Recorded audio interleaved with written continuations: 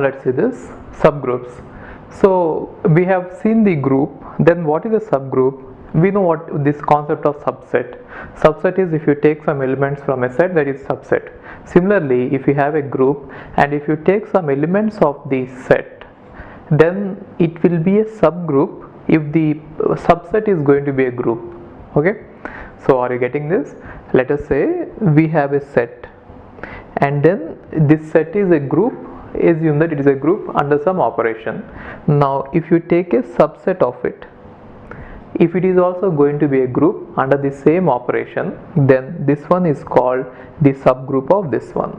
And just like how we have dealt with the sets, we know this, right? If you have a set, then the set is subset of itself as well as empty set is subset of itself.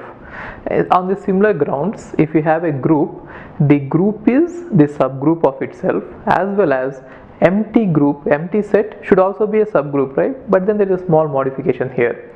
You cannot have an empty set as a group. There should be some element, at least one element. What is that element? Identity element. Therefore, if you have a group, both the group as well as the group with only identity element are also subgroups of the group. Therefore, every group is at least going to have two subgroups. One is itself and the other one is the set containing identity element. But then these are called trivial subgroups for the obvious reasons. It is just called a trivial subgroup. We are not interested in that. What we are interested is what are the subgroups which are not trivial. They are called as proper subgroups, just like the concept of proper subset. Right. So here what is a proper subgroup is if you have a group and if it is not the same group or the group containing one element, then it is called as proper subgroup. See this. I'll take examples and explain you. Let us say a group is having four elements, 1, minus 1, I and minus I. With respect to the operation star, it is a group. We have already seen it. It is actually fourth roots of unity, isn't it? Now, if I take a subset of it, so I can take a subset which is containing only one element, that is identity element, which is 1, and with respect to star, I can say that it is a group, isn't it? And since this is a subset of this, we can say that it is a subgroup. And what type of subgroup is it? It is a trivial subgroup because we didn't do anything. We have just taken only the identity element, right? And what about the other subgroup? Other subgroup is the entire group itself. So the entire group is a subgroup of itself, and the set containing only identity element is a subgroup of this group. Now other than this, let's see if we can find out any other subgroups. Yes. Now if we can take these two elements 1 and minus 1, that will form a subgroup again, because we know that 1 minus 1 is a group with respect to star. Therefore, if you take 1 minus 1, which is subset of this set, then with respect to the operation star, it is going to be a proper subgroup. Got it? Now let's see this definition once.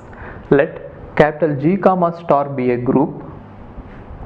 A subset capital H of G is called a subgroup of G if H comma star is a group. Simple, right? So what does it mean? If you have a set, you take a subset and you check if the subset is a group. If it is a group, then that is called a subgroup, right? And now let G comma star be a group with identity element E. Then the set containing only identity element and the complete set G are the trivial subgroups of G. Any subgroup which is not trivial subgroup is called a proper subgroup, right? Which means this one is kind of proper subgroup. Got it? Okay, so what we shall see, we shall take some theorems and then some. Okay, what I'll do is there are various points here in this. Coming to this subgroup, there are small points. I'll take each point and I explain you with some examples. Okay, let's go that way. I'm not going to prove all the theorems. I'll state some theorems which are important to solve the questions in this topic, but then whenever required, I'll take some examples and explain you the points. Okay, fine. Hi, if you are planning to do masters, then doing masters abroad is better than doing masters in India. I'll give you all the reasons. So, first reason is Out of 1 lakh students who take GATE every year, there are only 500 seats in old IITs. So all the IITs put together have an acceptance rate of 0.5%. And IITs, universities better than IITs, they have very good acceptance rate like 30%, 40%. But all the IITs put together have an acceptance rate of 0.5%. And if you are working hard to get into IIT Bombay's ranking is 177 and IIT Roorkey's ranking is 400. If you are happy to get into IIT Roorkey, then getting into universities better than IIT Roorkey is easier compared to getting into IIT Roorkey. And looking at the salaries for computer science, for software jobs, if you have done your masters in computer science in US, the salaries are ranging from 80 lakhs per year to 1.2 crore per year. So even if you take an average of 1 crore per year, your savings will be much higher than the salaries in India. After taxes and your cost of living, you can easily save 40 to 50 lakhs per year. And in India, the maximum jobs that you get is around 30 lakhs. So your savings will be much greater than the salaries in India. And these are all the services that we provide. University shortlisting. So depending on your profile, we will shortlist what are the universities that you have to apply, and statement of purpose building, and then LOR guidance, and GRE and English test assistance, and education loan assistance. So you don't have to have any collateral, which means without any security, now you can get education loan. Getting education loan is very simple these days, and whatever the amount of fee that you have a range of universities. You can apply for 10 lakh universities, 20 lakh universities, or 50 lakh universities. But whatever it is, you are going to get complete education loan, and you can pay off your education loan in 1 year after you get a job.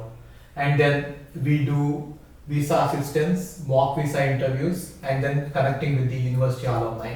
So now you might ask why we should join Game of Visas. So the answer is we have 90% success rate, 99% success rate. And these are all the destinations that we guide the students to. So we guide students to any country that you want to go. So now it is not just USA. We guide to UK, Germany, Australia, Canada. So we guide students to all the countries. We work with all the destinations. And if you are interested in going abroad, you have to just drop us a message on this WhatsApp number 9494 555 454. Okay, thank you.